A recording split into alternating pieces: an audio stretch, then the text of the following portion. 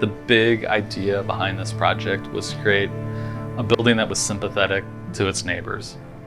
That was sustainable and affordable, that really allowed the occupants that operate in it to be highly effective and efficient so that we have a vibrant community. Our public works employees are absolutely essential. I don't know that it gets more essential than the public works folks. You know, when you turn the faucet at your home or your business, the water comes out. That's public works. When you're driving or riding your bike or taking transit to work, those that are making that possible, that's public works as well. Really the selling point for our decision makers in our council was some tours that we did of the facilities that we had, and it really was kind of an eye-opener for them to really see some of the, I won't say that it was bad conditions that employees were working in, but it was a situation where they would do what they needed to do to get their job done. This was really interesting because we had to get them out of the mindset that they may have been in because they had been working out of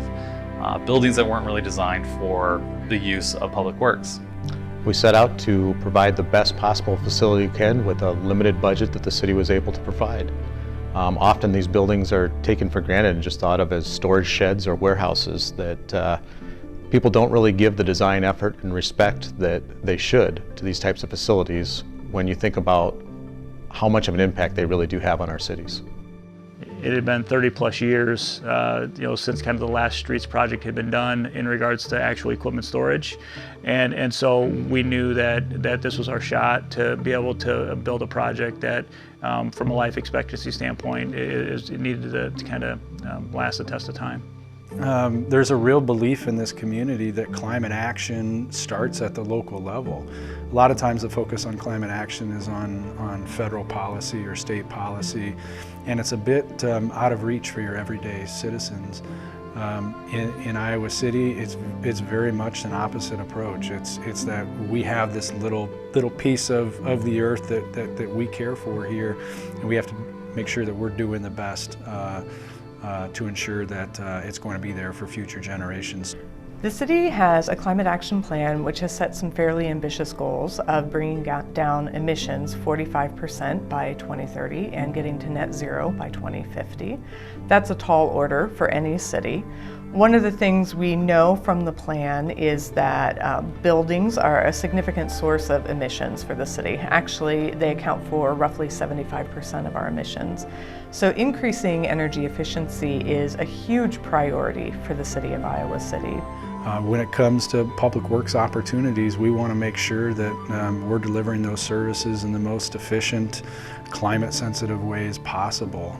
But this is also the southern gateway to our community. And we have Terry Trueblood, which is a great recreational area, very natural setting, and then we have ballparks to the north, right? So we wanted to create a space along Gilbert Street, which is kind of that main thoroughfare, that kind of allowed each area to be connected by a bike path and a pedestrian way, and also break our building down.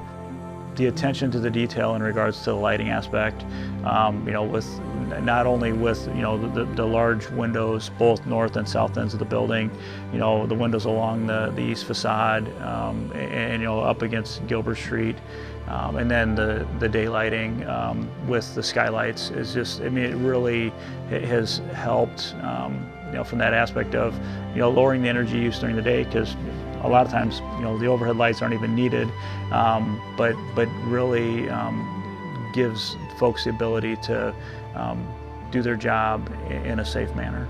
It's important that we not only think about today's sustainable things, but what the future sustainable technology will be. So a few things that we decided to do was to actually beef up the roof structure to take solar panels, and that now actually is being bid, so they're in the process of actually incorporating that onto the building. We also looked at rainwater collection. So we have a large roof, and we thought it'd be great to collect that water to be used for either flushing the toilets or irrigating the landscape, whatever that may be. The cost to maintain that system versus the cost of water today didn't make sense. And in Iowa, we have generally good supplies of water.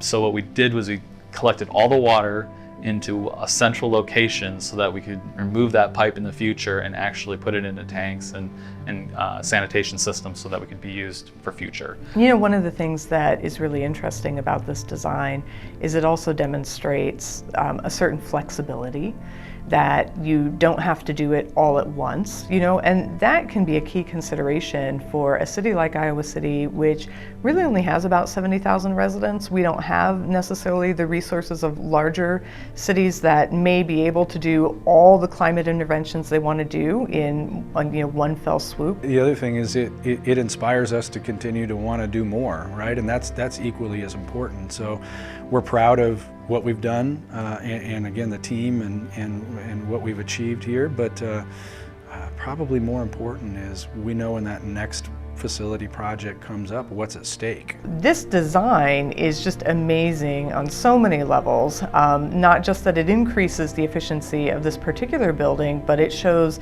that energy efficiency can be a fit for any building no matter how it's used.